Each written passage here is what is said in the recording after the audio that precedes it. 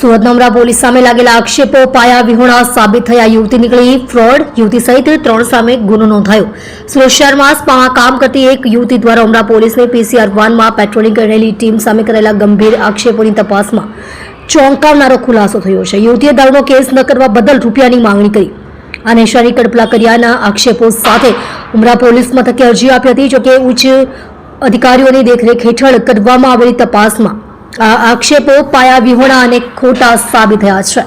રૂપિયાની માંગ અને શારીરિક કડપલાનો હતો આક્ષેપ. આ સમગ્ર મામલાની તપાસમાં બહાર આવ્યું છે કે આશિક અલી ઉર્ફે જુલી અવિતો સેમાહ નામની યુવતીએ પોતાના અંગત સંબંધો અને બીજા બોયફ્રેન્ડને છુપાવવાના ઈરાદા સાથે પોલીસને બદનામ કરવા માટે આ હાઈ વોલ્ટેજ ડ્રામાનું ષડયંત્ર રચ્યું હતું. પોલીસની છબી અને પ્રતિષ્ઠાને હાનિ પહોંચાડવાના ઈરાદાથી ગંભીર પ્રકારના પાયા વિહોણા આક્ષેપો કરવા બદલ પોલીસે આ યુવતી સહિત 3 સામે ગુનો દાખલ કર્યો છે.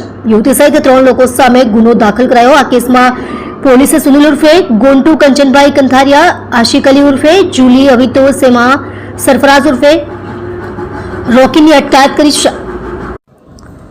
પોલીસે જણાવ્યું હતું કે યુવતીના આક્ષેપો તથ્યહીન હતા અને તેનું નિવેદન ખોટું સાબિત થયું છે. પોલીસે ષડયંત્ર રચનારા 3 આરોપીઓ વિરુદ્ધ કાયદેસરની આગળની કાર્યવાહી હાથ ધરી છે. આ બનાવમાં પોલીસ પર લાગેલા આક્ષેપોનું સુરસુર્યું થતા પોલીસ બેડાએ રાહત અનુભવી છે.